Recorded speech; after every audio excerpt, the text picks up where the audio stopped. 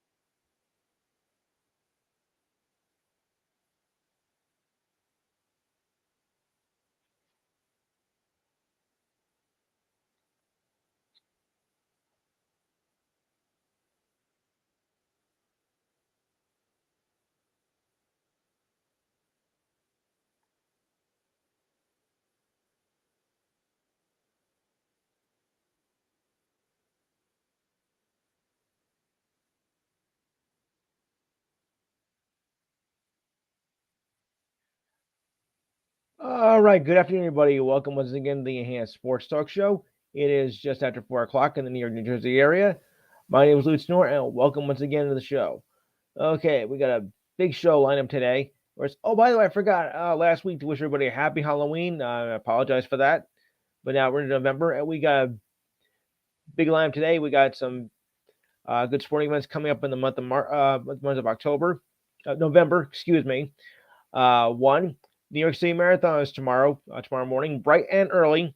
And speaking as a former marathon runner, I know how that feels. Oh boy. The college basketball season begins Monday morning actually, so it's going to be a big day for that, and I'm looking forward to it.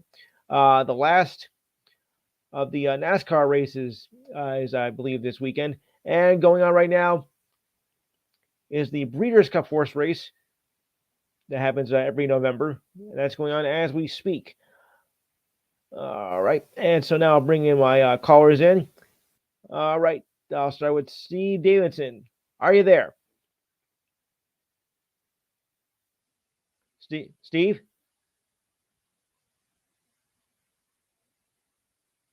Mike? Mike? Steve Davidson?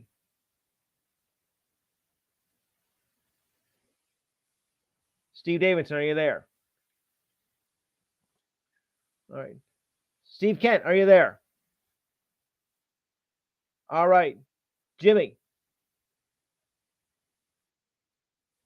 Jimmy's there, right? All right. Uh, oh, is that you?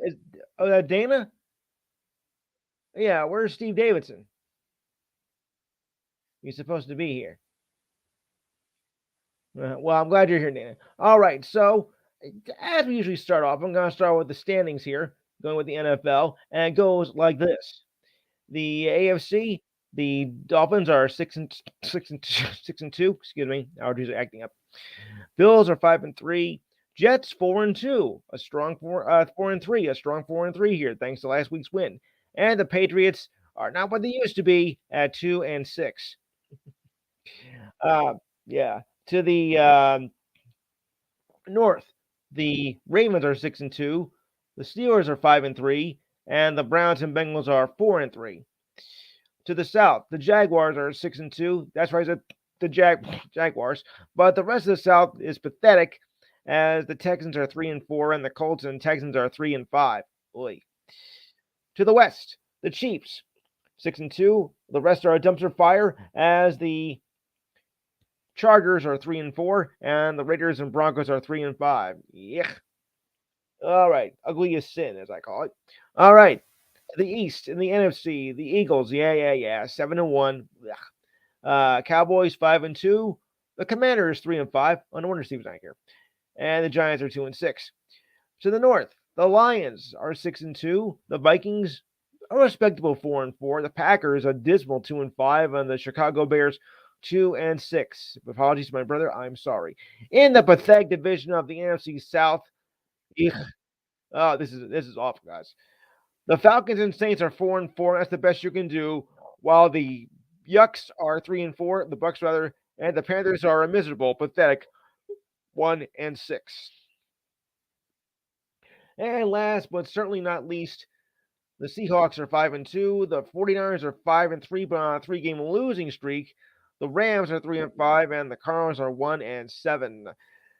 All right, guys. What happened in the 49ers, though? They were doing so well at the beginning of the year. Now they're in this 3-game losing streak. What do you think is going on? Steve, Steve Cal, I'll start that with you.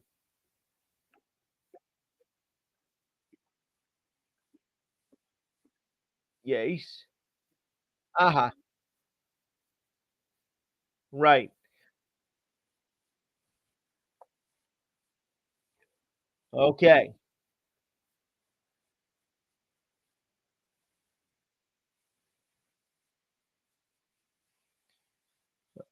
Right.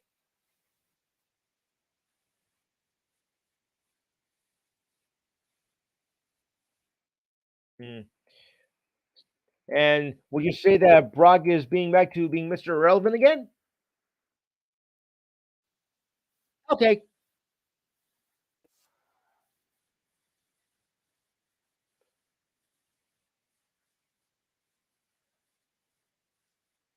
Uh,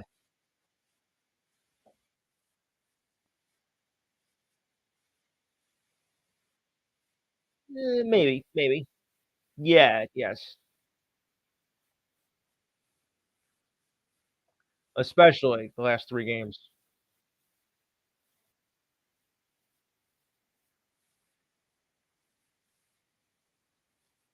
Yes. And that won't get you far in the NFL, people. Remember that. Average does not get you anywhere. No, you gotta do better than that if you want to survive in this league. That's why they call it not for long. Because if you're just average, you're not gonna last long, people. Uh, Dana, any thoughts on that?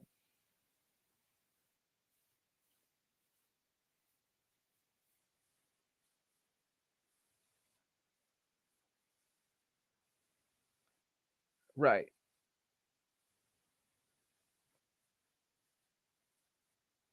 All right. Mikey?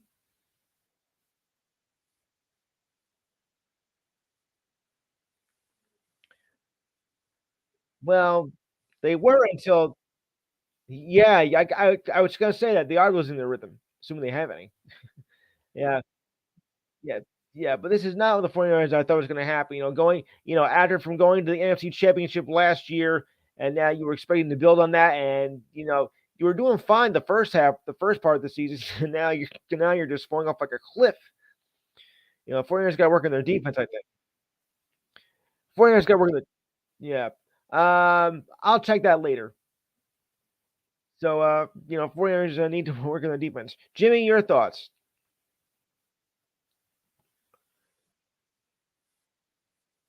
Yeah, Debo was a factor. I'll give you that.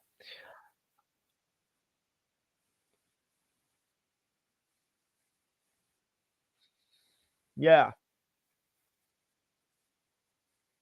yeah. By the way, Jimmy and Mike, I want to get your thoughts from last week's Jet Giant game, which turned out to be kind of like lackluster on offense. I mean, well, of course there was a lot of rain and it was all muckety muck over there, but still, I was hoping expecting to see a little bit more offense in the game. And the Giants had their shot, but you missed on a 35-yard field goal to practically winning the game, and yet the Jets made it from the same distance to tie the game up. So, yeah. So, Jimmy, your thoughts on that first?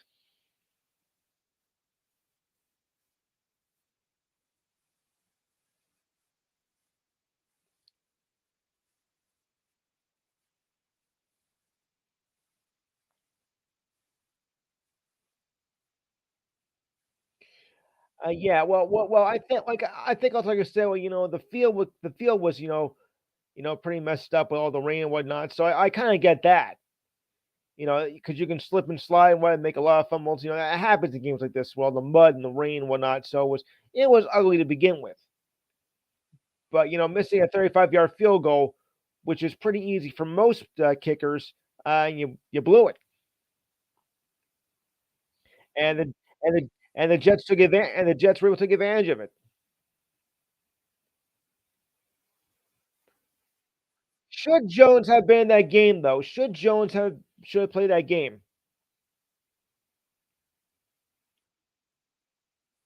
Well, he was coming off an injury.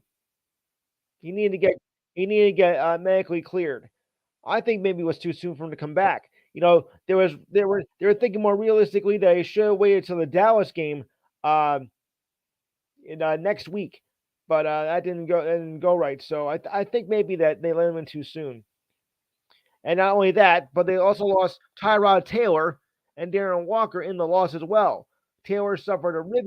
He was ruled out with a rib injury and taken to the hospital, and Walker was out with a hamstring injury, which only had more trouble to your line, and that was a problem there.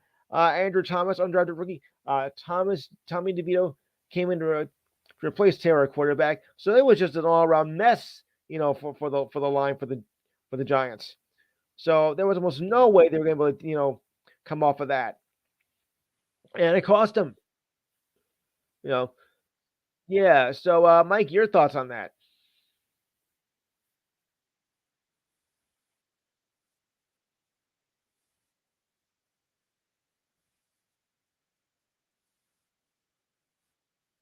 You could say that again.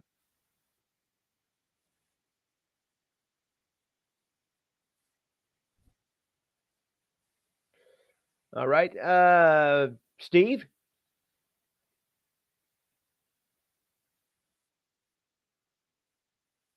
Yeah, I know you're not from the area, but still,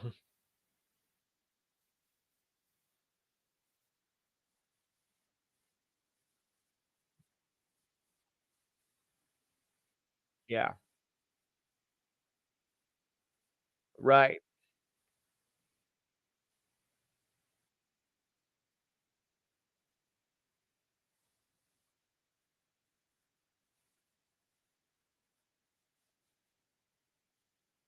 No, not at all.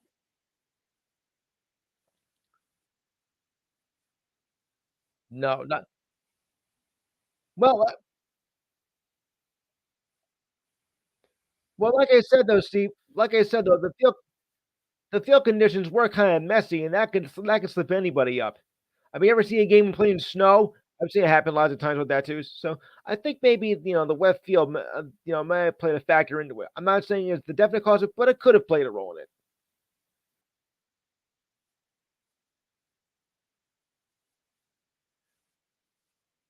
Yes. Yeah.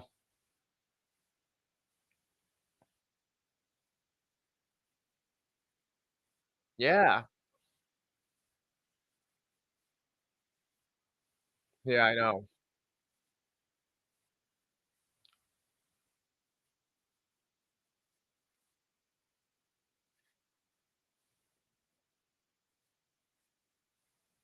Yeah.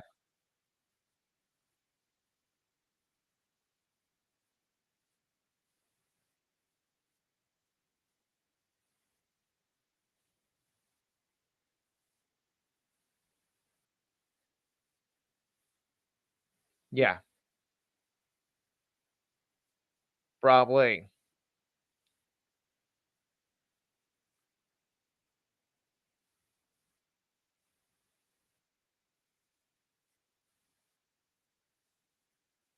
No. No, it wasn't.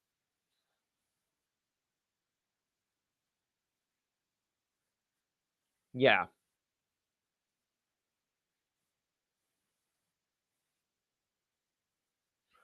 Absolutely. Yeah. Yeah. Yeah. All right, so why don't we do our NFL trades that have just come up? The trade deadline was on Monday.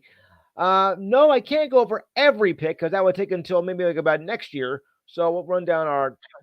Well, it would. First up, so let's start off with yeah, let's do the Commanders. They received a 2024 second round pick. A bit surprising that Washington chose to deal with both um, Chase Young and Sweat, Montez Sweat.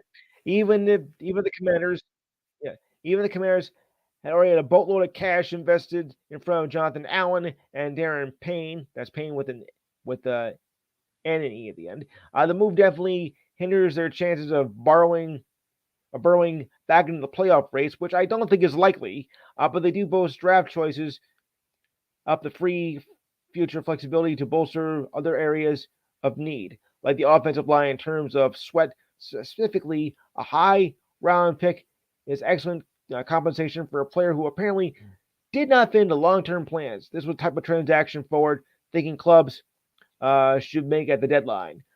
All right, Dana, since you follow the Commanders as much as anybody else here does, what are your thoughts on this second round pick for next year? Really?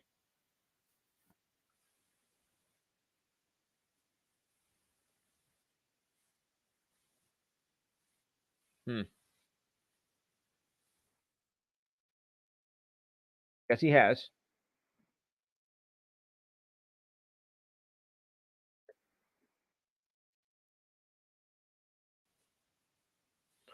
Yeah, he is.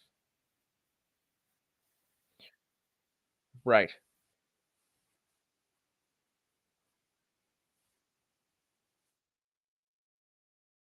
Right.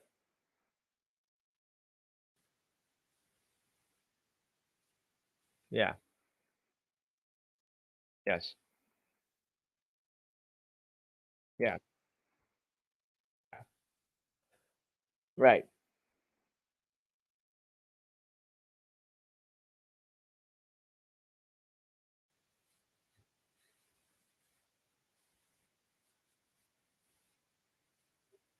Uh,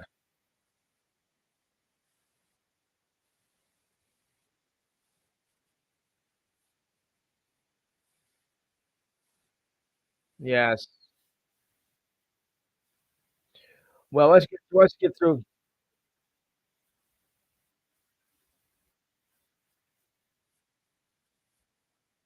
Yeah.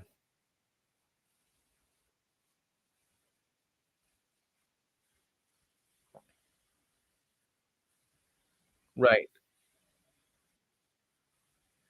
All right. Anybody else have any thoughts? Okay.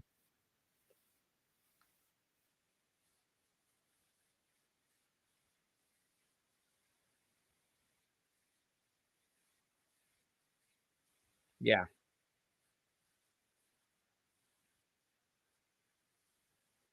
Yeah.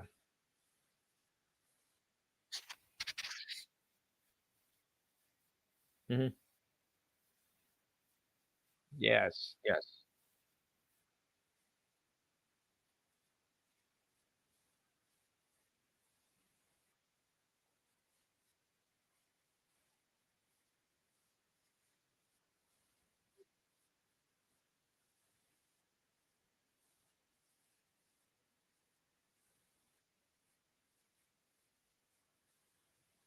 All right.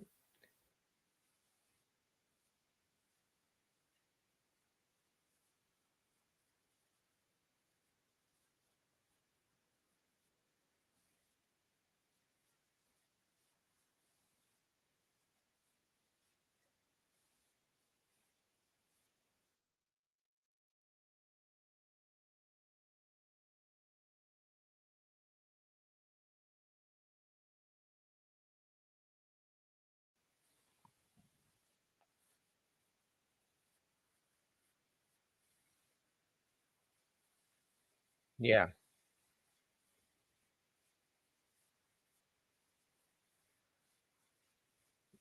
Right.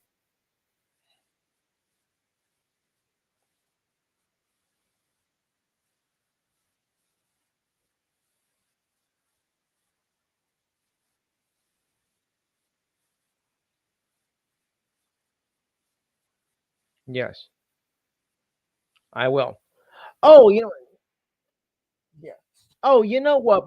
Before I go on anything else with football, I almost forgot. We had of course, the World Series ended on Wednesday as the Rangers finally celebrated their first World Series title in their 63-year history that dates back to when they were the Washington Senators. So here's how it went down. Max Scherzer and Adolis Garcia made a scramble at Chase Field Wednesday night after the Rangers beat the D-backs 5-0 in what looked like a pitcher's duel through the seventh inning as nobody scored. And then the Rangers won on a 5-0 spurt from the seventh inning on, and the celebration was on. Just 28 hours before Game 5, the Rangers got a double whammy as Garcia and Scherzer were both ruled out for the rest of the World Series with season-ending injuries they suffered in Game 3, but instantly was overcome by winning Games 4 and 5 in enemy territory, namely Chase Field. Spoken believed to be the most important aspect of the high-priced, decorated group of players. Scherzer put it this way: it takes a whole group of players to win a World Series, not just one player. Well, duh. The latest was pitcher Nathan Eovaldi, the right-hander who batted a shaky command and navigated through a heap of trouble. Yet somehow managed to equal Zach Gallen through 6 scoreless innings until a deep Rangers lineup was able to break through and turning a pitcher's duel into a one-sided rout. The game was scoreless until the top of the 7th when Mitch Garver got the Rangers on the board with an RBI single in the 7th. Then Marcus Semien put the game away for good with a 2-run blast in the top of the 9th. Seaman looked back at his dugout and roared as soon as he touched first base and showed a rare sign of emotion for the second baseman. It was at that point the Rangers were well on their way to winning their first title in their 63-year history. Thank goodness. The Rangers did something no other team has ever done. They went 11-0 in the postseason on the road and became the third team to win the World Series 2 years removed from a season where they lost more than 100 games, counting the 1914 Braves, now Atlanta, and the 69 Mets. Sorry. Sorry. Little humor there. Sorry, Mike. The Rangers, who only 2 years ago lost 102 games, responded by signing a combined $500 gazillion deal to sign Semien and this year's MVP Corey Seager. Eovaldi, Jacob deGrom, and Andrew Heaney, and took manager Bruce Bochy out of retirement. The Rangers lost 8 straight losses in August and 6 and 7 in September. So naturally, you're going to be thinking, well, this isn't going to go very well. We're pretty much down in the water. Wrong. The Rangers then took a 2.5 game lead into the final week of the season, but they did lose the division title to their state rival, the Astros. Yuck.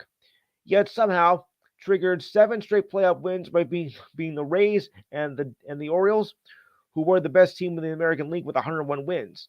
Then the Astros, though it took them 7 games after falling behind in the ALCS 3-2. They made a great comeback. The Rangers responded by winning back-to-back games in Houston and won the AL Pan for the first time in 12 years since that disastrous meltdown against the Cardinals in 2011. I don't want to go there. In Game 1 of the World Series, down by 2, Seager tied the game with a 2-run blast in the top of the 9th. Then Garcia, the new Mr. October, won it with a home run on the bottom of the 11th with 1 out. That was pretty good. They got blasted 9-1 in Game 2 on their own home turf, but that was the only game they had won that series. In Game 5, Eovaldi loaded the bases, worked out of a bases loaded jam in the 5th to keep the game scoreless until Zach Gallen ended his no-hit in the 7th when Gardner started with a single, followed by Seager. Then Evan Carter doubled to right, and the game broke up in the top of the 9th with Josh Helms singled to center under the glove of Alex Thomas, then scoring 2 runs, and then Semien finished it up with a 2-run shot to take the game 5-0, and Seager MVP. All right, guys. So what do we make of this World Series? Now, I'll say this: I had them in 5.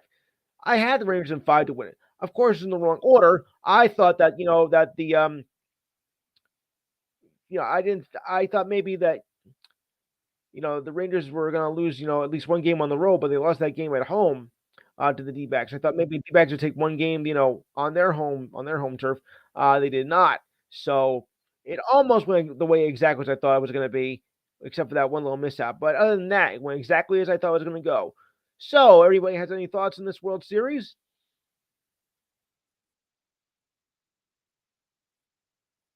Yeah, yeah, you were right.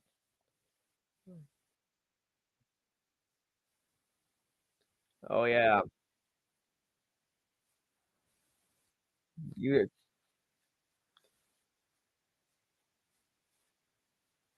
2. Right, you're not. Yep.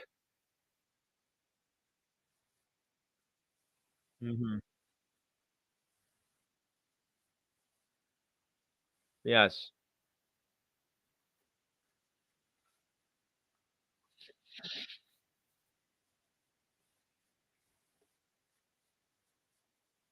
Unreal.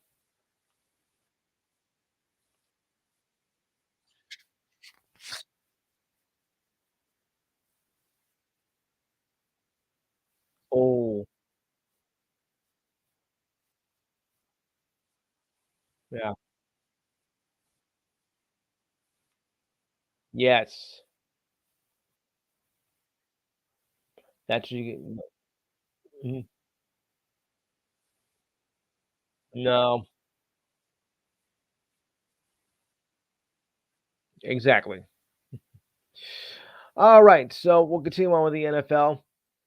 The Giants received a second round 2020 a 24 second round pick and a 2025 fifth round pick.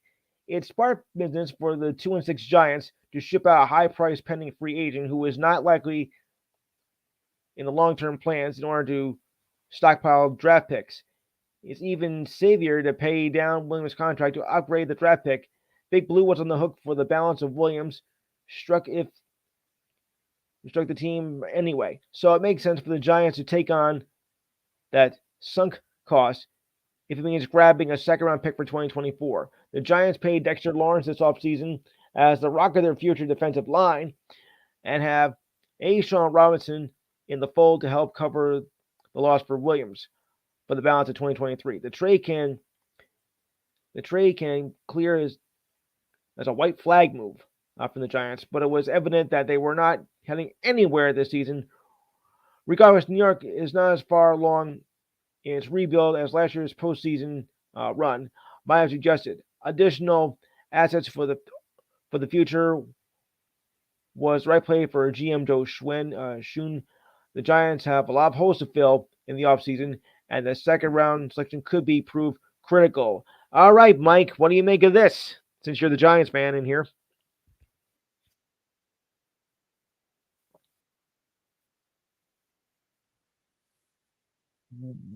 Yeah, but is that gonna be? But is that gonna be a good selection though? For all we know, it could be a bust.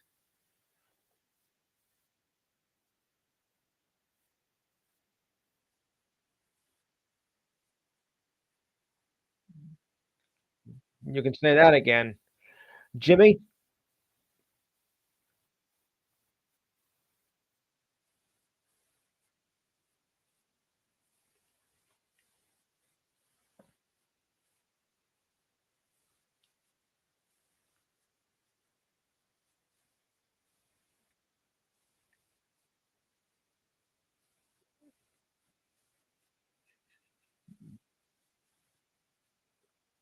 Yeah, yeah. Anyone else? Anyone else?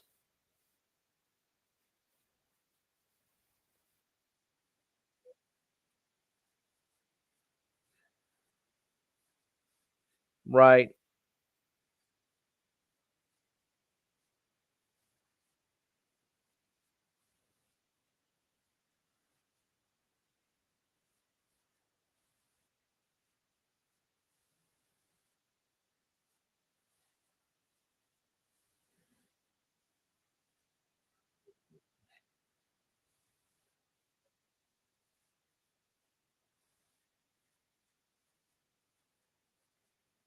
Yeah.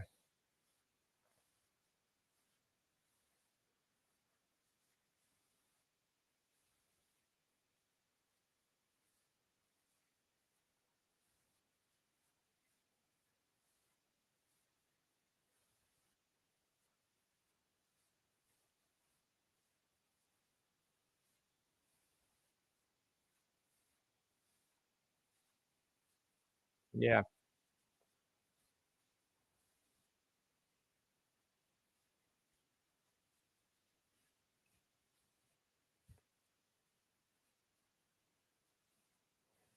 Anyone else? Jimmy, your thoughts with the Eagles because they made a trade as well. I'll read it. They got safety Kevin Byard. Um, Byard wasn't lights out this year with Tennessee, but through his career, has shown a ball hawk ability, generating 27 career receptions. He's a stellar tackler on the second level. Philly had been missing a do-it-all safety since C.J. Gardner Johnson left the offseason. His ability to keep his ability to deepen the box, even in the slots, offers versatility for a Philly team in a go for broke mode, giving up a couple of day three picks and a backup safety in exchange for a chance to hit a home run is a good value. So, Jimmy, your thoughts on Bayard?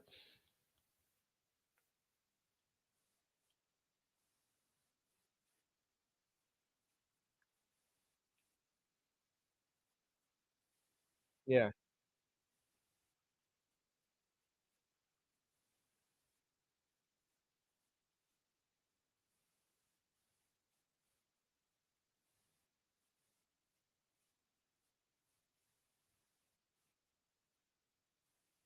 Okay. Anyone else? Well, we're doing the draft. We're doing the trade deadlines. All the trades that came in. Bayard, yes, yes, they got Bayard.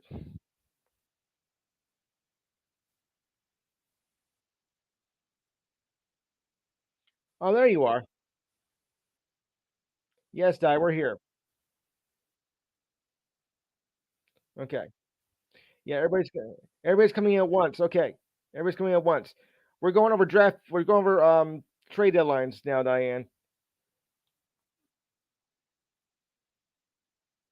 Okay. Yeah. All right. So, what was your thoughts?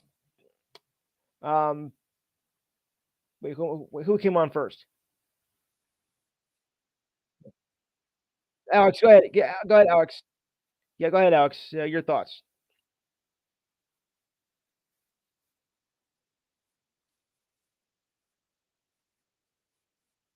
Right. Maybe. All right. Diane, your thoughts.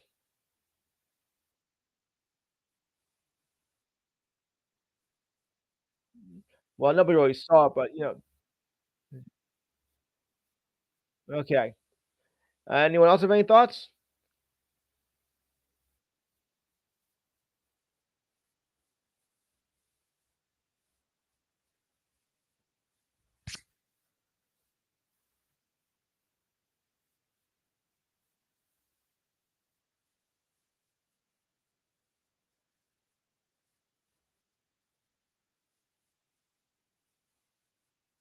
Yeah.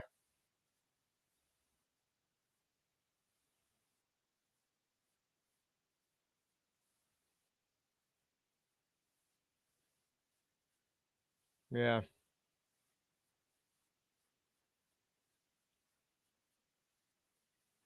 Yeah.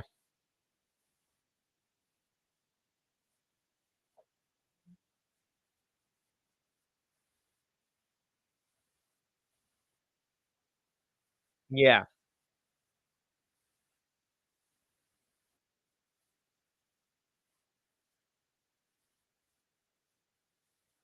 Yes.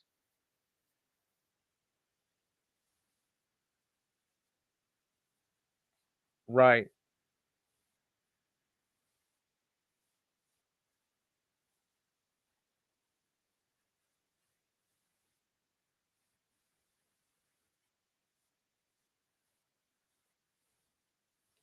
Yeah. Right. By the way, what did you think of your selections with the Patriots? Oh boy. Uh oh. Uh oh.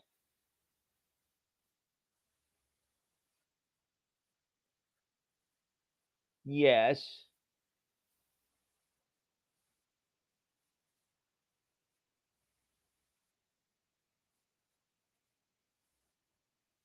Mhm.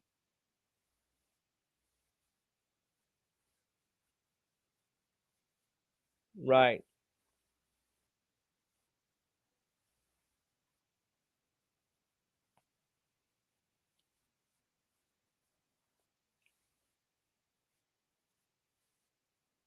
Yeah. Ready?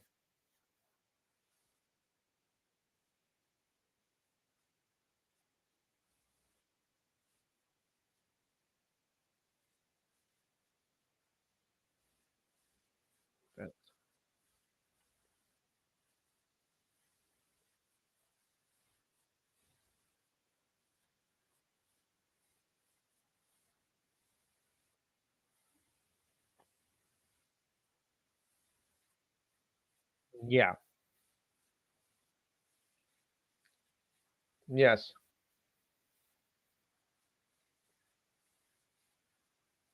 Yes. Right.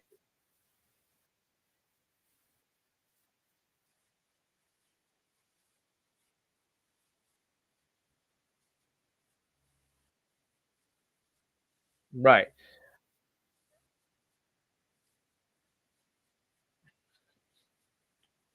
Okay.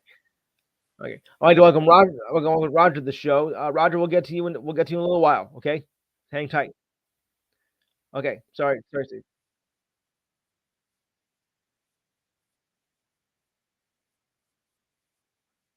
Yes. Yeah. Mm. Okay, Diane. Here's one for you. The Bills received cornerback Rasul Douglas and a 2024 fifth-round pick. Douglas is excellent fit for the Bills' zone scheme after bouncing around the league a bit. The veteran corner has played stellar ball in Green Bay the past 3 seasons, generating 10 interceptions, including two pick sixes with 32 passes defended in 36 games uh, for a, for the Packers. His ability to play in slot or wideout should stabilize Buffalo's secondary, which was thrown off Kinter following Travis Tree Davis's White's season-ending rib injury. So, think it's a good move, Die? Yeah, because they're gonna need help in that secondary. Yeah. First, former freshman pick Kyler Elm struggled when to throw into action 2 games this season. It became clear the coaching staff didn't seem to trust the young corner to not get picked on. He played zero defensive snaps in week 7 and was inactive in week 8. With the backdrop, it was a heady move for Buffalo to add veteran presence like Douglas to the mix next to Dane Jackson and Christian Benford, moving from a day 2 pick to a day 3 pick. However, this makes more this makes more than a free play. All right. So just yeah. But the Giants right now are just like in shambles right now. After coming off a season where they made the postseason, you would have thought they would have done better, but no. And finally, the Jets take a sixth round 2025 pick. Okay. I'm not going to reward a team just because they. I'm not going to reward a team just because it got something for a player it wasn't using. A day 3 pick swap, 2 drafts down the line, is about as little as possible in terms of a compensation. Ugh. Jets setting Hardman after giving him a 1 year, $24 million deal in the offseason suggests either a misevaluation of disconnect between the front office and coaching staff. In 5 games, the Jets, the 25-year-old saw the field for 30 snaps, 28 on offense, and 2 on special teams, and recorded 1 catch for 6 yards. The Jets have a lack of receiving weapons outside Garrett Wilson. They couldn't find a Hardman. They couldn't find a use for Hardman at all. Ugh. What do you make of this, Jet fans? Doesn't seem to be very promising here, especially from a sixth-round pick.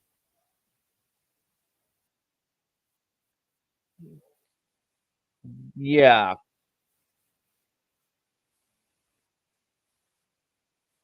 very erratic.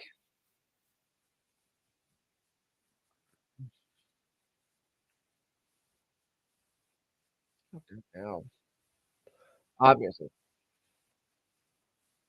Yes. Right. Anybody else?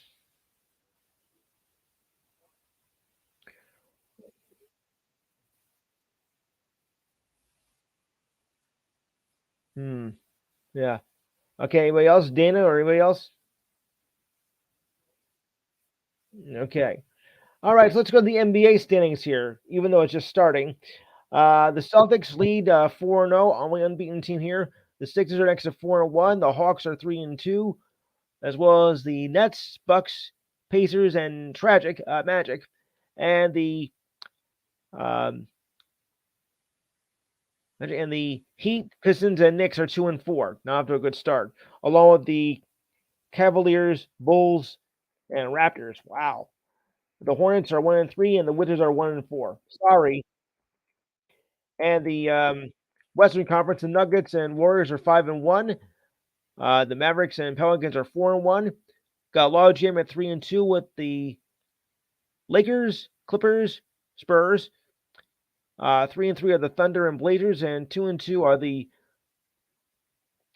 Wolves and Kings. 2-4 are the Suns and Jazz. 1-3 is the Rockets, and the Grizzlies are 0-6. By the way, they started the um, NBA in-season tournament last night, which I don't know if it's a great idea or not. To be honest with you, I mean, although Draymond Green said, yeah, it is a good idea because it creates a little bit more excitement, in the dark days of the early part of the league. Okay, I get it. They want to try and make it because they're taking it from the like the way they do in the European leagues with Euro League Cup and the soccer tournaments, the FA Cup and whatnot. So this is like their idea of trying to do something like that. But overall, I don't know. I mean, it sounds like it's just like a cheap gimmick, to try and make the early part of the season, worth watching, which a lot of people don't, except for me. Except for me, I think.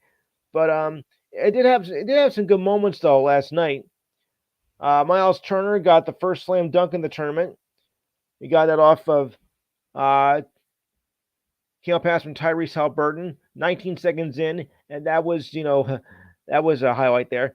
It was the years of debate after having an in-season tournament modeled after Euro Cup and soccer and Adam Silver's said it became a reality last night. So this will be 7 games across 3 Fridays of the month and a couple of Tuesdays here and there. All 30 teams will play 4 games in group stages drawn together against last year's standings. Draymond Green says it brings a sense of intensity in this early part of the season. He says it's a playoff game and a job well done by the league to bring excitement this early in the season because you can make this worthwhile. The first matchup was in Group A as the Warriors came on top to beat the Grizzlies in overtime, 115 to 113. And Jeremy Grant had 26 points. Desmond Bain was the high scorer of the night with 33 points, 8 rebounds, 7 assists, and 4 steals despite a loss. Jaren Jackson scored 30 points and 10 rebounds, but the Grizzlies are still 0-6. The high score of the night overall was Jalen Brunson with 45 points, even though they lost to the Yucks last night. Knicks lost to the Yucks. But the Bucks were 20 on 39 for 3-point range and outscored the Knicks by 30 beyond the arc. Okay, you're not going to win that way if you're going to be 30 behind the arc. And they only shot 39% from the field and were 10 for 39 for 3-point range. So, that's the reason why they probably lost to begin with. I don't know. I'm still a little skeptic on this, to be honest with you, with this tournament. But it seems to be, maybe a bit of a worthy investment on that. And by the way, yeah, the Warriors beat the Thunder last night. As Luxembourg Dort scooped up the ball with under 2 seconds left to play. Dreaming the bucket was waved off for basket interference by Draymond Green. However, after review that lasted several minutes, it was determined that Josh Giddey grabbed the net as the ball was coming down and resulted in a goaltending call because of that. Any contact Green had with the ball or hoop did not matter The shot made by Curry was good. Green said hitting the rim is not goaltending, and it's not. I did not. Oh, come on! I did not affect the shot. Referee Chief Flores said Giddy touched the net and then did not affect the ball. I was not. It was not a goaltending call. If I touch the rim and the ball is not there, it's not a goaltending call. I did not affect the ball, so it was good. We got the basket. The NBA pool report released after a game, released after the game stated that although Green touched the rim or didn't touch the ball, the rim caused the ball to take an unnatural bounce. Giddy was not mentioned in the report. Green learned that at the score leaned to the scores table for a few minutes from the refs during a review. Meanwhile, Curry was underneath the basket, awaiting the review. Once the call was made by the Warriors, stormed back onto the court, and some reserve players, pulling others who were not actively in the game, went back to the bench so the game could officially end. Curry finished with 30 points on 9 for 15 shooting to go with 8 rebounds, 7 assists, and 2 steals, and 5 3-pointers. So, what do you make of all this with the new NBA play-in season tournament? Do you think it was a good idea, or do you think it's kind of like it's kind of like just a gimmick to see if they can generate more interest in the early part of the season? All right, Dana, I'll start this with you.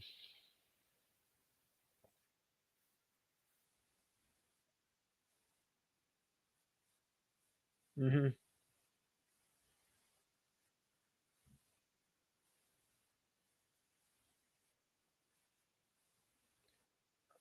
Jimmy?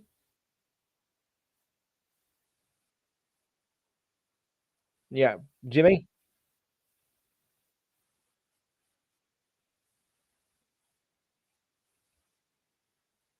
Yeah,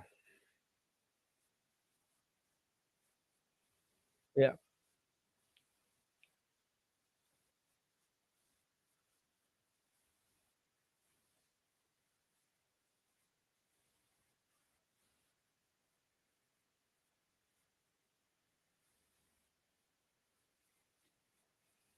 yeah,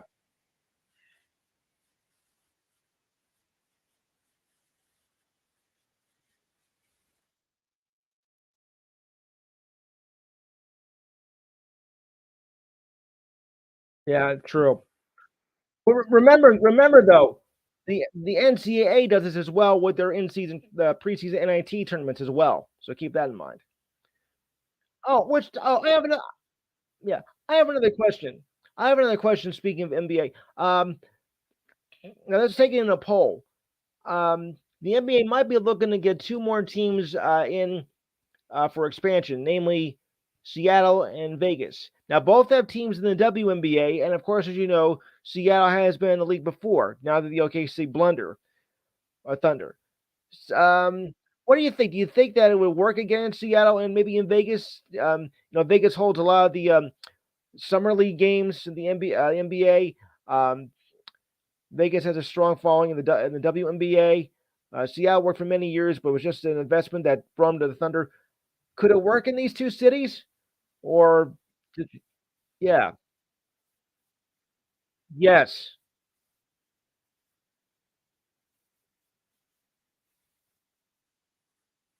Sean Kemp, sure. Oh yeah, the Seattle SuperSonics. Yeah,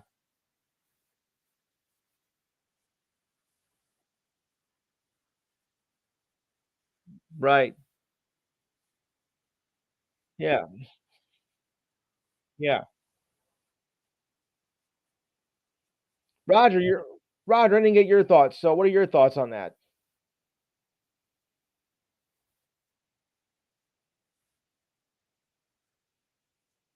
Yeah,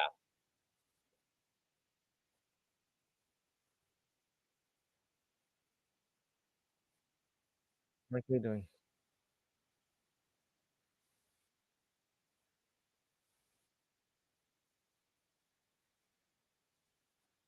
And WNBA team, Mike, what are you doing?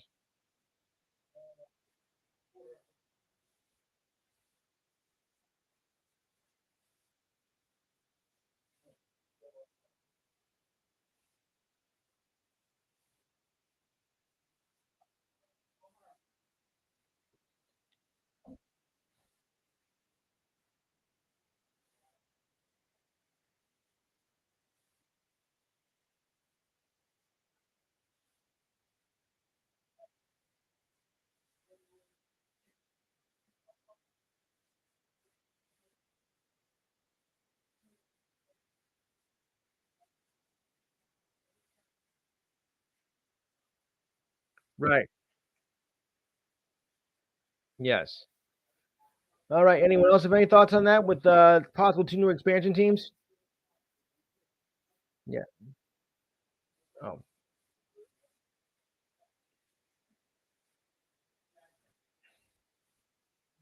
yeah.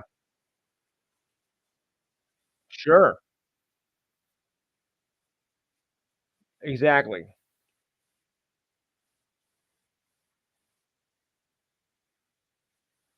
Yeah.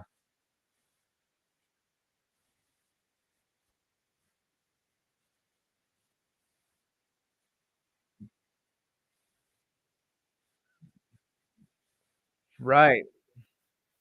Yeah. Anyone else? I gotta move a little bit quickly, guys. So just give me your thoughts quickly. Diane, anybody else have any thoughts? No, my. I gotta move quickly. Okay. Anybody else have any thoughts or move on? Okay. Well, Devils fans, I don't think you're gonna like this one. Um, as in Jack Hill, center Jack Hughes went down the first period yet last night with an upper body injury. He was scheduled to be evaluated today. Hughes, who has 15 assists and 20 points, left the game awkwardly as he crashed into the boards after it was hooked by Blues defenseman Torrey Krug. There was no penalty called on the play, which there should have been. It's tough to Devils for Curtis Lazar. I mean, it took. it took at the start he had. I'm not going to lie. We felt a bit dejected um, when it happened, but then again, you had to be able to turn the page when you realize he's not coming back and say, "All right, next, please." Head coach Lindy Ruff was not able to give an update at that time. Hughes suffered the game and would be really bad at some point today. And center Nico Hershed missed his third straight game with an upper body injury. Hey, Di, this doesn't look so good for the Devils right now, does it? Di? All right, Steve's here. Di, I'll come back. I'll come back to you. All right. Hold on. I'll eliminate the call. Okay. Very good. All right. So, Steve, Steve Davidson, your thoughts on anything with the NFL trades or the World Series or anything? Give me your thoughts quick. Yeah.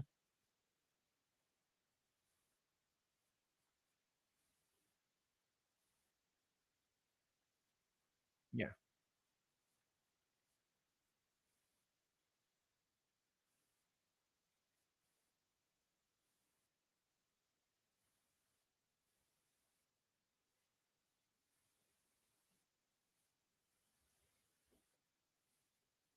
Yeah.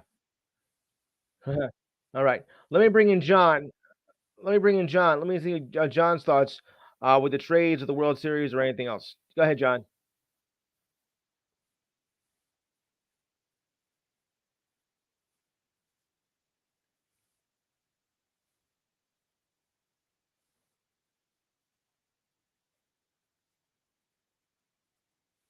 Pretty much.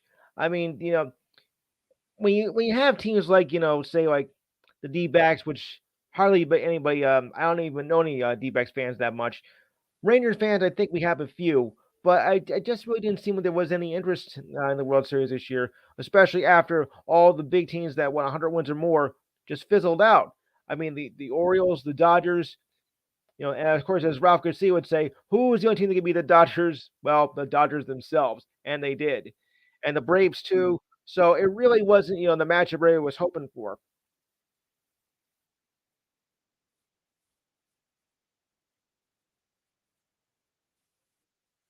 Yeah, exactly.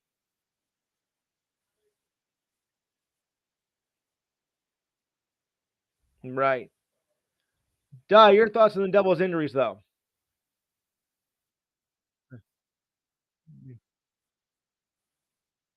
Mm, yeah. Exactly.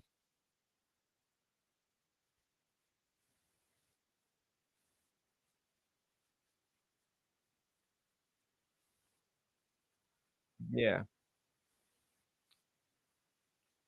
Right.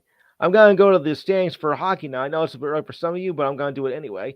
Starting in the Eastern Conference in the Atlantic, the Bruins, a guy like this, John, 9-1, 19 points. Yeah, yeah. Red Wings, 6-4-1. Right.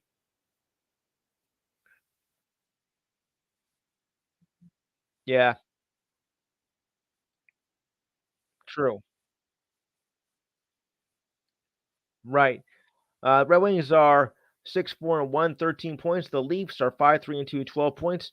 Montreal is 12 points at 5-3-2. The Panthers are 5-3-1, 11 points. The Lightning 4-3-3, 11 points. Hang on a second. Somebody's making an awful racket. No, that's not it. Hmm.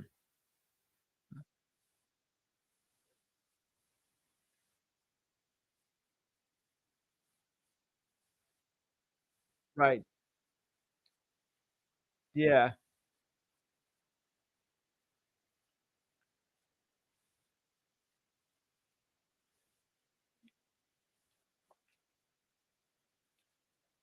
Right.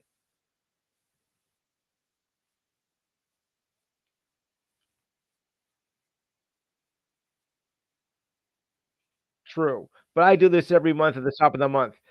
So anyway, the Lightning are 4-3-3, 11 points. The Sabres 5-6-0, 10 points.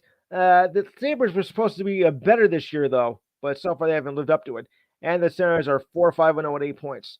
In the Metro Division, I got like this: Rangers 8-2-0, 16 points, a six-game winning streak. Thank you. Devils not bad, 6-3-1, 13 points, but that injuries could cost them. Islanders not 5-2-2, 12 points. The Hurricanes 6-5. 6-5-0, 12 points. The Flyers, 5-5-1, 11 points. Jimmy, you're a Flyers fan, right? Yeah, oh well.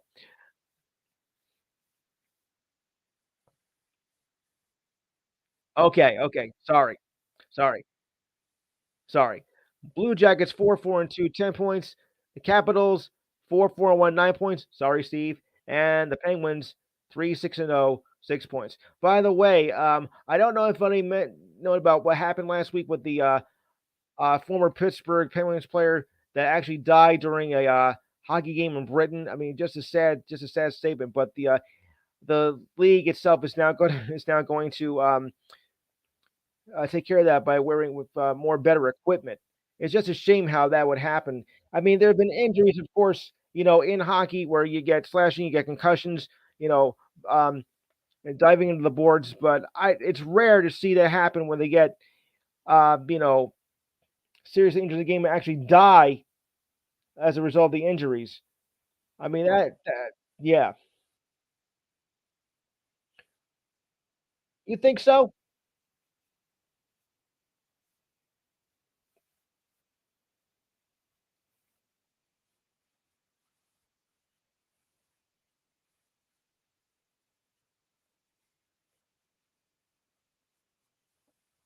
I don't know if I believe that, Steve. I don't think anybody was their intent to kill.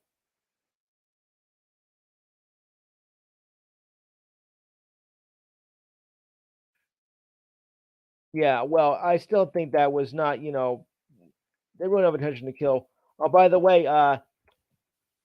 your center, Nick Backstrom, announced he's stepping away for personal reasons from the team, Steve. So, what do you make of that?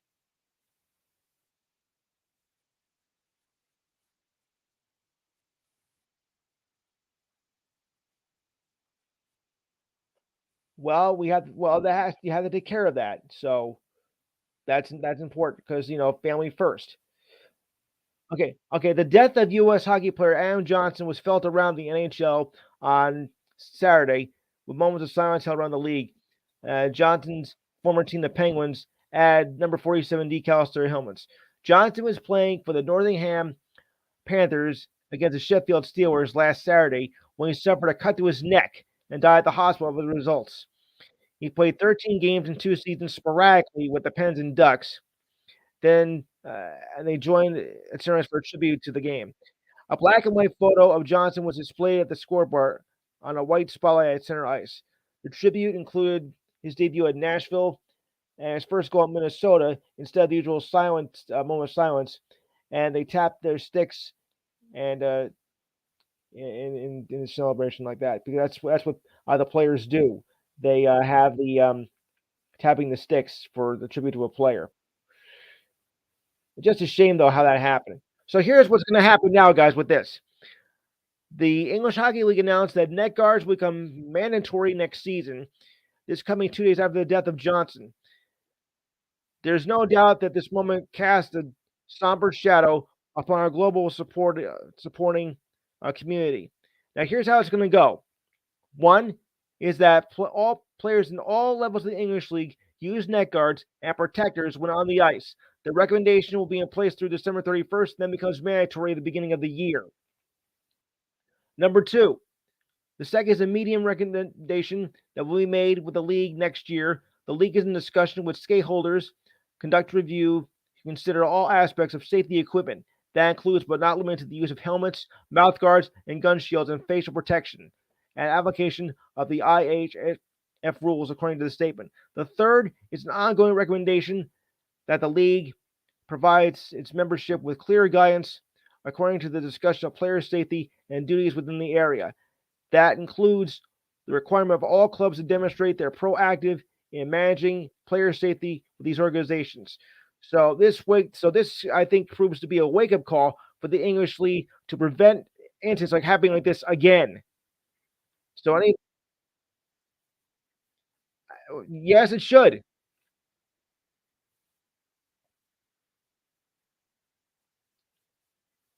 Yeah. No. Right.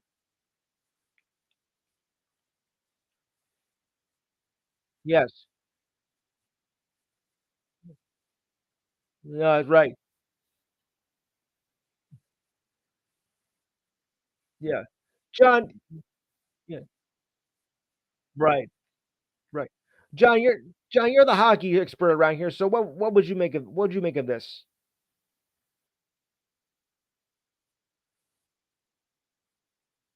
Right.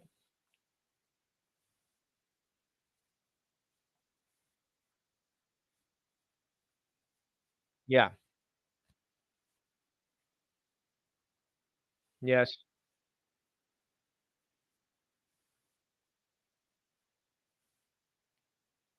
Yeah. Right. Exactly. All right. Yes. Exactly. Health is more important than anything else. Let me read off the Western Conference standings first before I move on. In the West, the Stars are 7-1-1, 15 points. The Avalanche 7-2-0, 14 points. The Coyotes, or the Coyotes, 5-4-1, 11 points. Little joke there. Jets 4-4-2, 10 points. The Blues 4-4-1, 9 points. Feeling blue. The Predators, or as I say, Yahoos, 4-6-0, 8 points. The Wild 3-5-2, 8 points.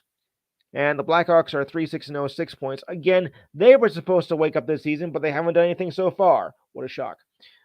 Okay, if you think that's bad, wait a second. Okay, but the Golden Knights, 10-1, 21 points. Excuse me for a second. I know what's going on. Somebody's having trouble here. I know it is. Wait a minute. Yeah. Oh, Alan's here too. Alan, welcome to the show. Yeah, what do you make of what's been going on? That's what I want to know. Oh, that's from the game. Sorry about that. Decent, very decent. And Gerald's here too. Gerald, your thoughts on the World Series before I move on? On the World Series, since you're the Texas guy around here.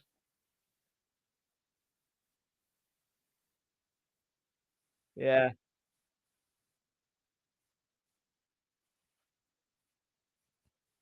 right. Okay, right. Okay. And the Blackhawks are 6 points at 9-3 and at 3-6-0. The Knights 10-0-1, 21 points. The Canucks 7-2-1, 15 points. The Kings 6-2-2, 14 points. The Ducks, could somebody mute their phone, please, with that? The Ducks 6-4-0, 12 points. The Kraken 4-5-2, 10 points. The Oilers 2-6-1, 5 points. The Flames 5 points at 2-7-1, and the Sharks 0-9-1, one measly point. Oh my goodness! Wow, 1 point already. That's sad. Yeah. Okay, so we'll move on. All right. The Bears announced that they've signed tackle Andrew Billings to a 2-year extension um, for the Bears on Thursday. Finance terms were not disclosed. However, a source told ESPN that Billings is worth about $8.5 million and $6 million guaranteed. Billings told the team website they wanted to stay with the Bears. He wants to stay with the Bears because they appreciate me and because I see a future not just for myself but with the team as well. Billings has started all 8 games of the season, registering 14 tackles and 4 tackles for a loss after signing a 1-year deal worth 2.75 million. Steve, you wanted to say something about that?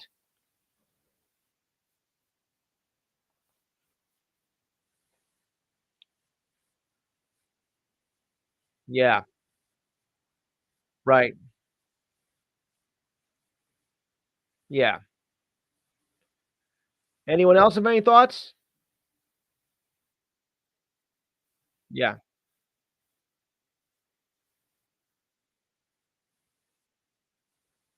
Yeah, I think so. You were gonna say something, Gerald? Yeah, it is. Okay. Oh, by the way, Steve, you have any UFC thoughts?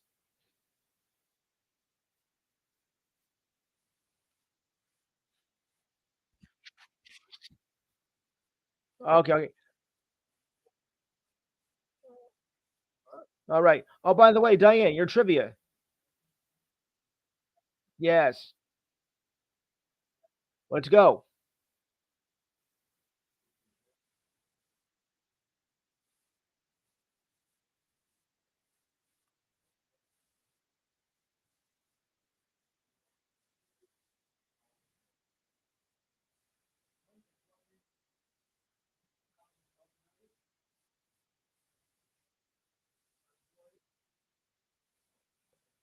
A human highlight. Olajuwon. Olajuwon. Hakeem the Dream. Hakeem the Dream.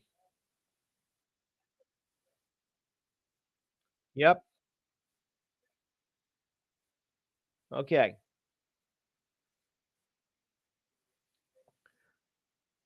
You had to go there. You had to go there. Thanks a lot. Okay, next. Because that was against my Knicks, die. Go on. Yeah, yeah, yeah.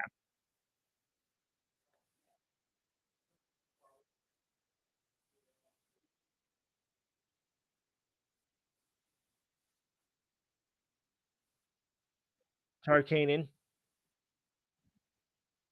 Chuck. Larry Brown. Larry Brown, right.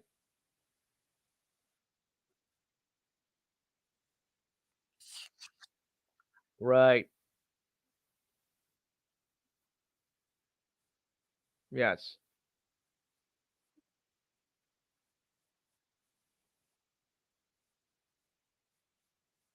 That's true. Okay.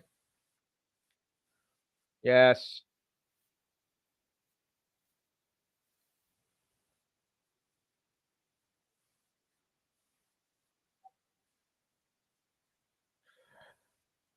Chamberlain. Chamberlain. Will the stilt. Yep.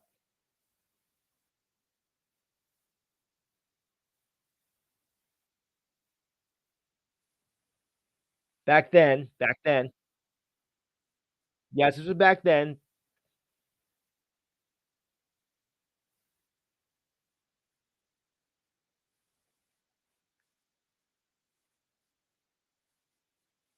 Yes. Okay. Okay. Okay. We'll do our college and pro football picks now since we're running short on time. Okay. We'll start with Thursday as Louisville takes on Virginia. Louisville is 13th ranked. Steve, I had to ask. Mike, Jimmy, Diane, Roger, Dana, Alan, Gerald, Matthew,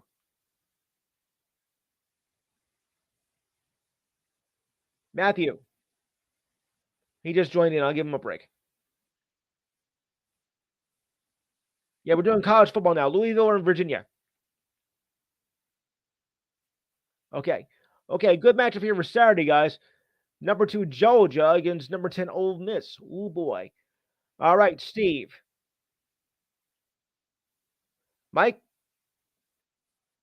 Jimmy, Dana, Diane,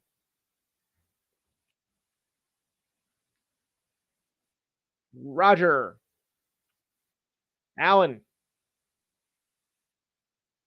Oh boy. Gerald, Matthew. I do the joke. I do the jokes. Remember, I take in Georgia. I do the jokes. Okay, number 4, Florida State versus Miami. Oh, Jimmy. That's why I went to you first, Steve. Mike, Dana. Okay, Diane. Yeah, Diane. Roger, Alan, Gerald, and Matthew. Florida State it is. Okay. Ooh, good matchup here. Washington versus Utah. Steve. Duh. All right. Mike, Dana, Jimmy, Diane, Roger, Alan, Gerald, and Matthew. I'm gonna go with the upset. I'm gonna go with Utah. Sorry. All right. Number number 6, Oregon versus number 20, USC. Think this one over carefully. Steve, Mike, Dana, Jimmy, Diane, quack quack, Roger, Alan, Gerald, Matthew. I'm gonna go Oregon too, but it's gonna be a close game. All right. Yeah. Quickly. Thank you. Thank you. All right. I'll type that up later. Okay. Number 7, Texas TCU. Gerald?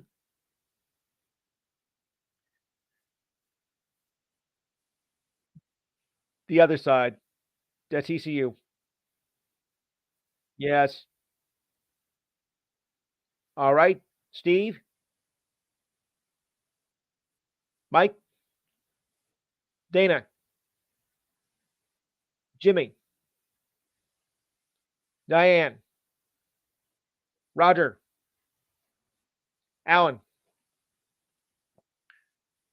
Gerald? I'm sorry. Matthew? I'm going to Texas too. See, whenever it's their home team, I always go to those people first. Uh, no offense, Steve. Okay, okay. Oklahoma, West Virginia, Steve. Right, Mike. Okay, Dana. Just Oklahoma. OKC's professional. Jimmy, Diane, Roger, Alan, Gerald. I'm sorry. Yeah, Gerald. Matthew.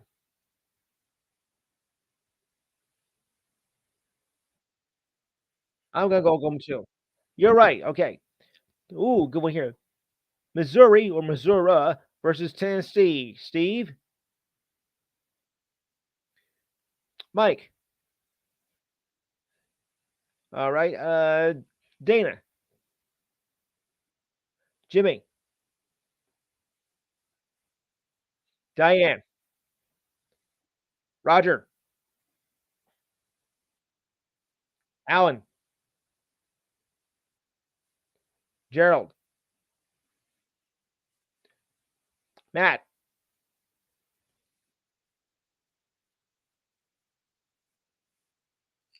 I'm watching the Penn State game. I couldn't tell. I'm gonna go with Tennessee actually. LSU. Yeah. LSU, Florida. Florida. Alan, let's go with you. You're from Florida, so what do you make of this match? All right, Steve, Mike, Dana, Jimmy, Diane, Roger, Gerald, and Matt. LSU it is. Okay. Uh, Oregon State, Stanford, Steve, Mike, Dana, Jimmy, Diane, Roger, Gerald. Yes, yes. Okay, he's got to be. All right, Matt. Yes. Okay, UCLA. Yes. UCLA. UCLA. Okay, UCLA. ASU. That's Arizona State. Steve. Mike. Dana. Jimmy. Diane. Roger. Alan. Gerald. Matt. I'm getting Euclid myself. Number 20. Okay. Kansas, Texas Tech. Steve. Kansas and Texas Tech. Kansas. All right. Mike. Dana. Jimmy. Diane. Roger. Alan. Gerald. Matt. I'm going to go Kansas too. Oklahoma State, Central Florida. Alan? Of course. Steve? All right. Mike? Dana? Jimmy? Diane? Roger? Gerald? Matt? Same here. Okay. Kansas State versus Baylor. Steve? Mike? Dana? Jimmy? Diane? Roger? Alan? I already got Alan. Sorry. Gerald? Yeah. Okay. Yeah. Go ahead, Alan. Okay. Yeah. Go ahead, Alan. And Matt. I'm going Kansas State too. All right. For local interest, Rutgers, Iowa. Let's start with the home crew. Roger, Mike, Diane. Hey, is Alex here? No, I guess not. Steve.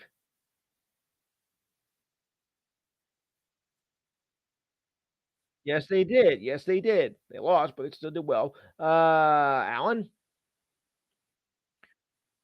Gerald, Matt.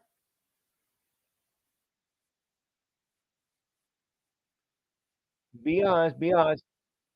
Right. And Dana. Jimmy, I get you. I would go Rutgers too. And they are going to a bowl game, folks. They are going to a bowl game. Okay. Oh, no, not until December. Ooh, good game here, folks. Michigan, Penn State. Oh boy, oh boy, oh boy. All right, Steve, Mike, Dana, Jimmy, Roger, Michigan, Penn State. Good matchup. Diane, Alan, Gerald, Matthew. It's at Penn State. I'm gonna go Penn State, whether you like it or not. Uh, yeah, yeah, yeah. I know, I know. Alabama versus Kentucky. All right, Steve, go ahead. All right, Mike, Jimmy, Dana, Diane, Roger, Alan, Gerald,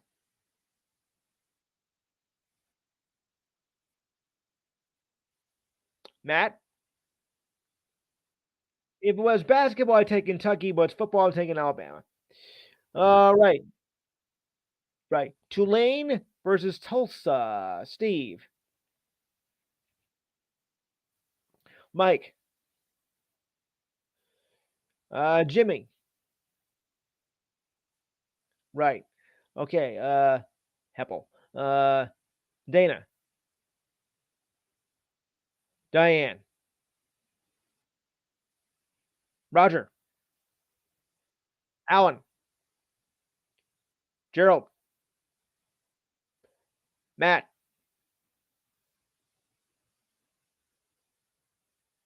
I'm going Tulane too. All right. Maybe I should wrap it up here. Uh, okay. Last one for the ranked teams and all points of interest. The Ohio State versus Michigan State. Oh boy, well, this should be a breeze. Steve, go ahead. All right. Hold it. It's one of those moments, guys. All those who say Ohio State's going to win, say aye.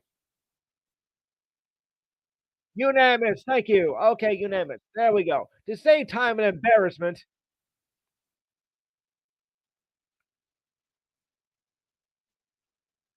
go quickly.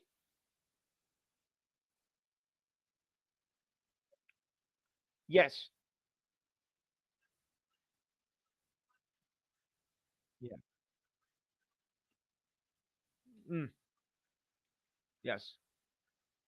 Yes. Yes. Okay.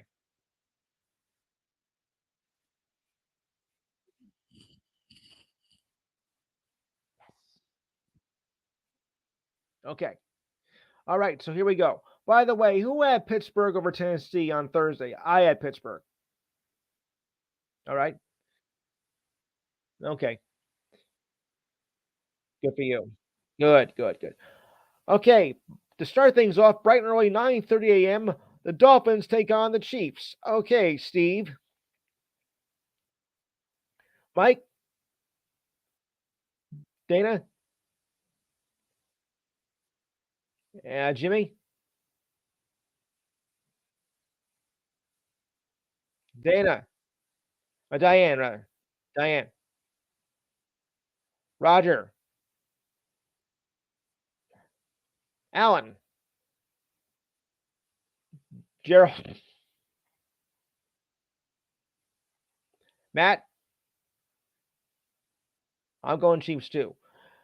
Vikings, Falcons in a matchup is like, yeah. All right, Steve. Yeah, yeah. Right. All right. Mike. Dana. Jimmy.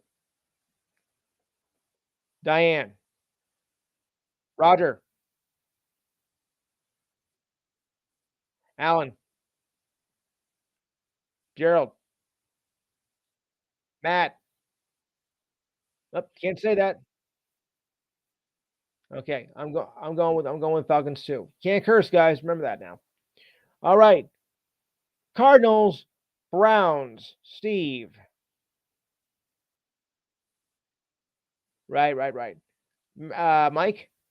Oh, all right. Dana. All right.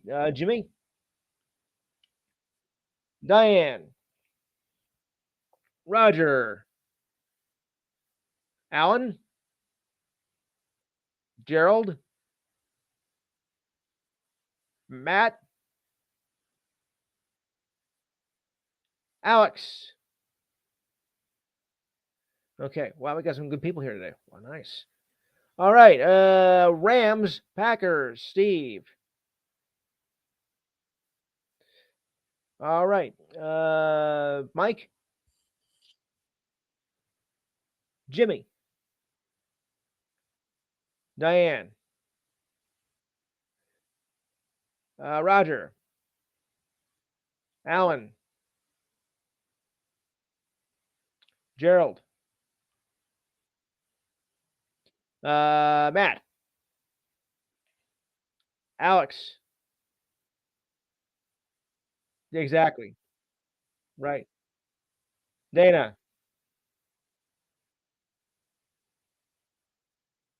I said Rams, Packers.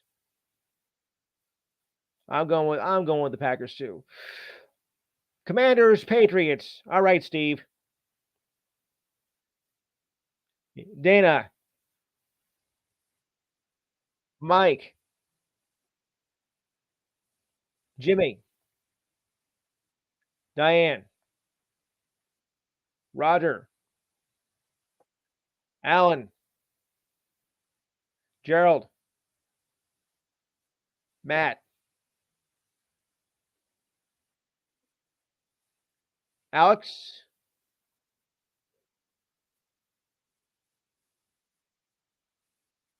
I'll go with the Patriots too, as much as I can't stand them. All right, moving on.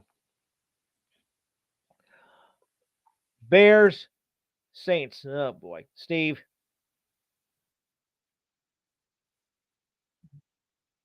Mike. Oh my goodness. All right, Jimmy, Diane, Roger, Alan, Gerald. I was gonna do that, but okay. Matt, Alex, and Dana. I'm not taking the Bears the rest of the year. I'm going with Saints. All right, Seahawks, Ravens. Steve.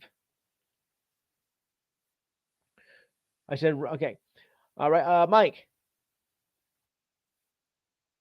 All right, Jimmy, Diane, Roger, Alan, Gerald. Okay, Matt, Alex, I think you're right. Dana, I like your input, Alex, but I'm still gonna go with the Ravens anyway. Okay, Bucks. Okay, Bucks Texans. Steve, Mike. All right, Jimmy, Diane, Roger, Alan, Gerald, Matt, Alex. Okay, and Dana, of course. Colts, uh, Panthers. Okay, Steve, go ahead. Ooh, all right. Mike. All right. Dana, uh, Jimmy, Diane, Roger, Alan, Gerald, Matt, Alex. Okay, I think I missed one. Who did I miss? Anybody? Okay, I guess not. All right. Giants, Raiders. Jimmy,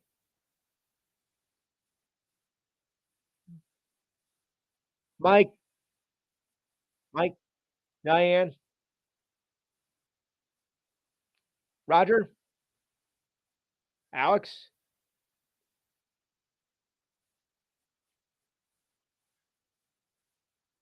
Steve.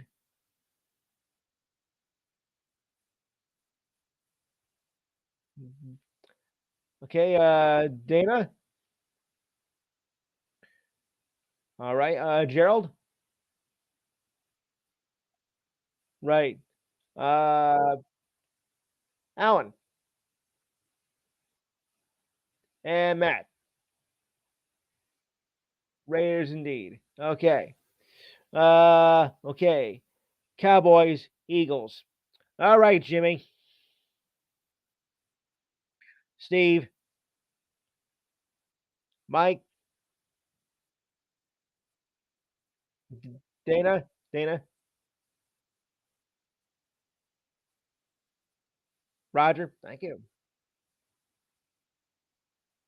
Okay, Alan. Yuck. Say it again, Alan. Oh yeah, yeah. Gerald, Matt, and Alex. I'm going the Cowboys anyway. All right. Get more Cowboys. Okay. Bills, Bengals. Oh, Diane. Gotta be official. Steve. Yeah. Mike. Jimmy. Diane. I'm sorry. I'm sorry. Right. Sorry. Roger. Roger.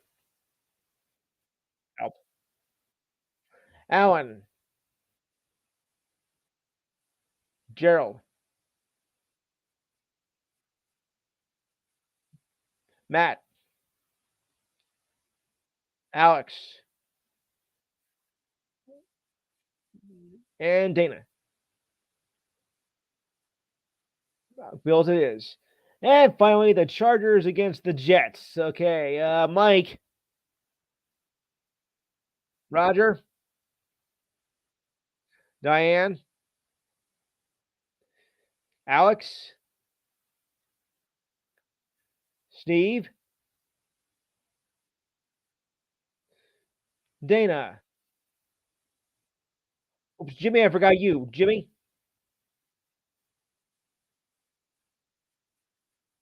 Alan. Matt. Alex. I'm sorry. Dana. Dana. Okay, who did I miss? Gerald. I'm going with the Jets. Yeah, one at a time, guys. Okay, one at a time. And next Thursday, uh, which is the 15th in this one. Yeah, or the 16th, rather, I should say. The Bengals. Oh wait a minute, no, I think we're a week. I think we're a week ahead. So I gotta get the back. I think I'll have to get that back. Monday. No, no next Thursday. Okay, let me November 9th. Okay, it jumped ahead a week, guys. Okay, there we go. There we go. Now you line the property. Okay, Panthers, Bears. Steve. All right, Mike,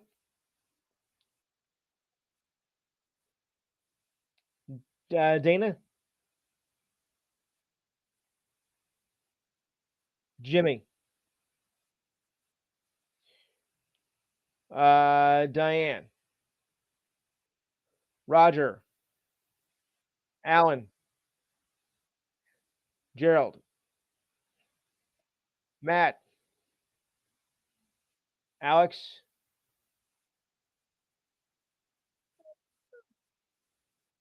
and Dana.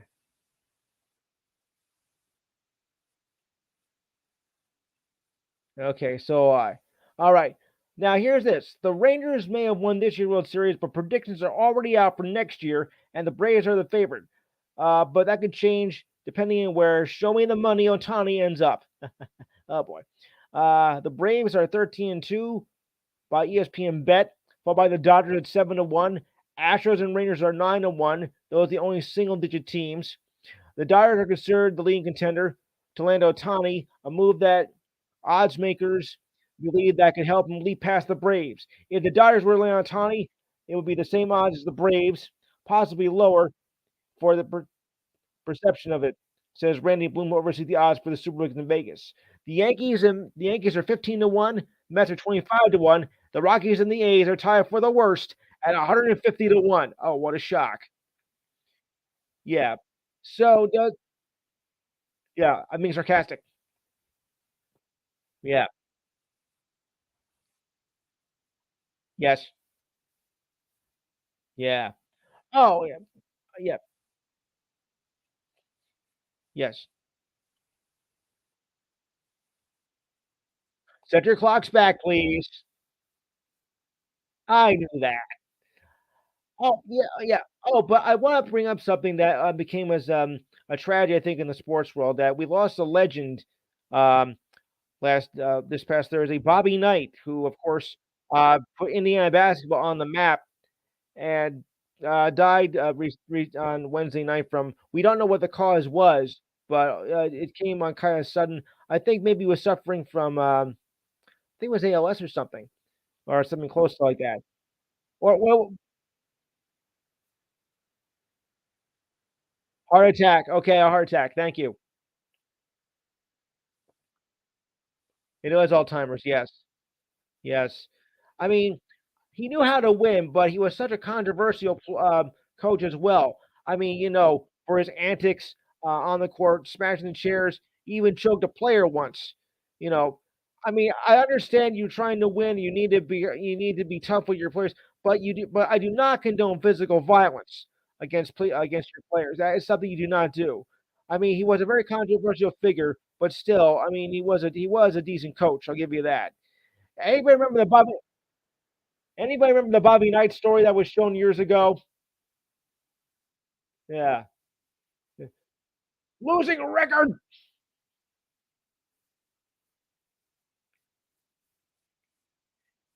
He choked a player too, Steve.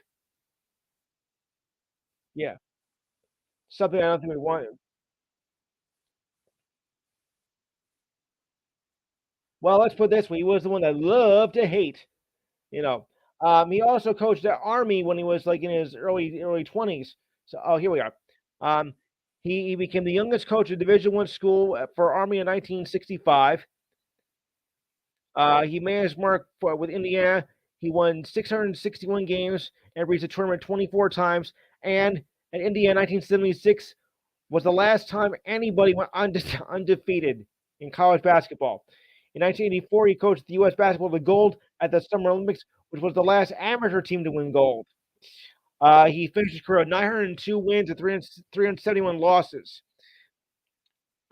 Yes, Knight was forced out of Indiana for a violation of zero tolerance policy when he grabbed the arm of a freshman student and greeted him by his last name. It was a final transgression for a long list of incidents that became one of the throwing chair loss against their Big Ten rival Purdue and accusations of physical confrontations. The most notable is when he choked a player Neil Reed in practice in 1997. Knight was fired from Indiana, then went on to coach Texas Tech in 2001, 6 months after being fired for Indiana for what I call his erratic behavior. And it was erratic. Yeah, controversial, but I mean, he was a great coach. I'll have to give you that. But still, you don't. That's true. Yes. Right. Sure. Yeah. No, it doesn't. But no. No. Oh, now you're re now you ready for this, guys? Boston Celtics dropped 155 points in second most in franchise history over the Pacers on Thursday night. The last time they scored that many points was in 1958-59, when they had Bob Cousy, Tommy Heinsohn, Bill Russell on the team when the Lakers were still in Minnesota. Jason Tatum was one of 8 players in double digits, 30 points and 12 rebounds, sitting out the fourth quarter. The Celtics got off to a hot start and remained unbeaten in the league. We had one game blowing out the Wizards in watching the Celtics return home and gave the Pacers a good old-fashioned whooping. White scored 18 points. Jaylen Brown scored 16 points, and Drew Holiday 15 points. And Porzingis, thank you very much, you traitor, had above a 10-point lead in the first 3 minutes of the game, extending to 20 by the second, 30 in the third, and 53 by the fourth. Yeesh. The Celtics were the fourth team since 1990 to score 500 points through their first 4 games of the season, joining the 2018-19 Pelicans. Oh boy. Yeah, just my rotten luck. Um,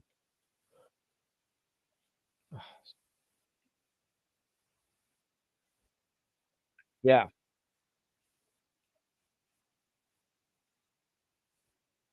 Wow.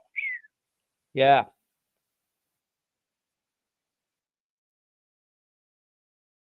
I'm sorry to hear that. Yeah. And the coaches will take a share in the prize winning for the whoever wins the NBA season tournament. Assistant coaches will get a share of 75% as well. They're really going to cash in on this tournament with everybody, aren't they? Yeah. And Jason Kidd is not traveling with Denver as the Maverick with the Mavericks in Denver because he has an undisclosed illness. They're off to a 4-0 start, and Sweeney will replace him as assistant coach. Sean Sweeney, that is. Sweeney served as Kidd's coach on the Nets and Bucks, while serving as coach when Kidd was placed on the league's health and safety protocol in January 2022. And no, yeah. And is Victor Wembanyama the real deal so far? Because he's doing pretty good. He had 27 points against the Suns. He's done pretty well since his first game of the NBA. So is Wembanyama the real deal here? Okay. Yeah. Yeah.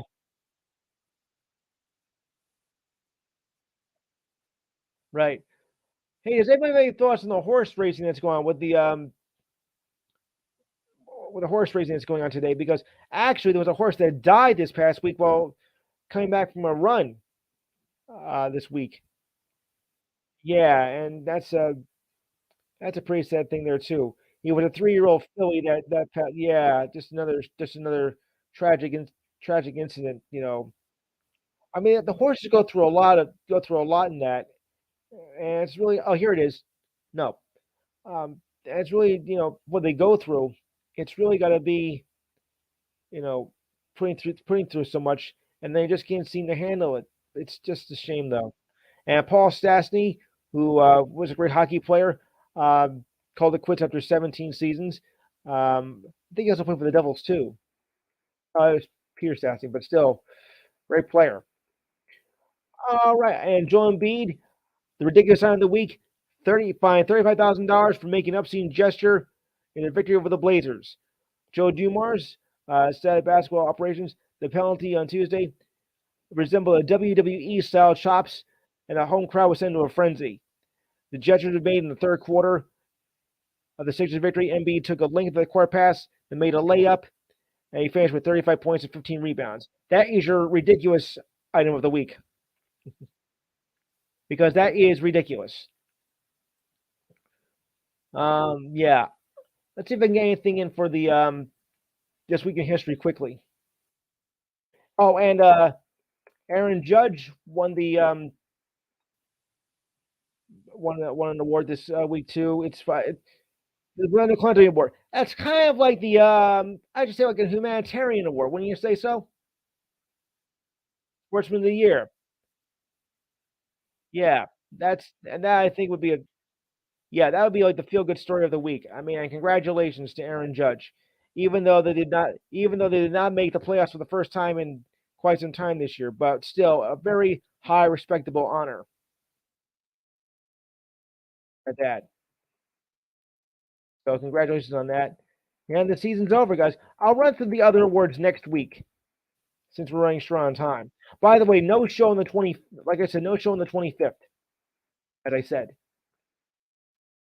for obvious reasons. Yes. I'm gonna go through only the major stuff here, the recent stuff, I should say. Yeah, Ernie Banks comes shortstop, wins second consecutive NL MVP, back in 1959. The Kings scored 3 goals in 45 seconds against the Islanders in 72. 45 seconds. Stan Micah registers his 1,000th career point in the Blackhawks loss to the North Stars in 1973. Jim Palmer won his second Cy Young Award in 1975. Okay. Islanders start 15 games undefeated streak in 1978. And they also start another 15-game undefeated streak in 1980 on the way to the first Stanley Cup. Yuck. 1980, Steve Carlton wins his third NL Cy Young Award. Okay. 1987, NBA announces 4 new franchises for 88. Charlotte and Miami, and then Minneapolis and Orlando in 89. First game of the Charlotte Coliseum, the Hornets lose to the Cavs 133-93 in 1988. Mm-hmm.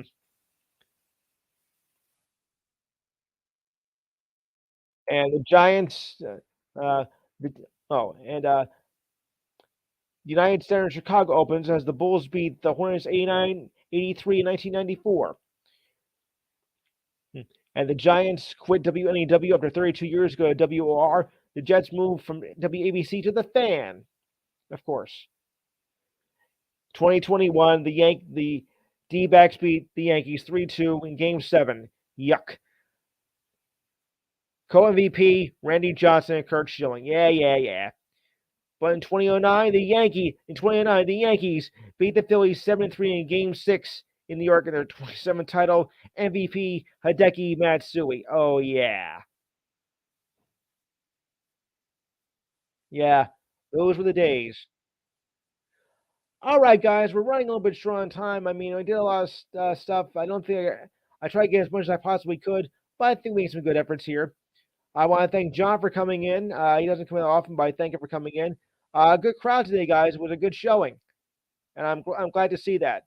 I hope that we get more of that, in the weeks go on, especially to the end of the year, because I like to finish the end of the year on a strong note. So next week we'll be back. Yeah,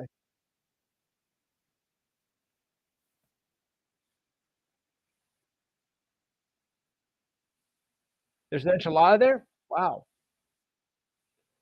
All right. So on that note, I'm gonna bid everybody adieu for this week. Remember, set your clocks back, of course, tonight or early tomorrow morning. You might be early. You might be early for next week's show. Oh boy. So on that note, I'm gonna say good night. Yeah, I know. But until then, have a good weekend. Stay safe out there. Rasal's coming up next. But don't forget, you can catch us on YouTube. Go to YouTube and type in The Enhanced Sports Show, and you'll see the show in its entirety. And of course, Rasal's coming up, so I'm going to make way for him. So on that note, good night, and Rasal, take it away.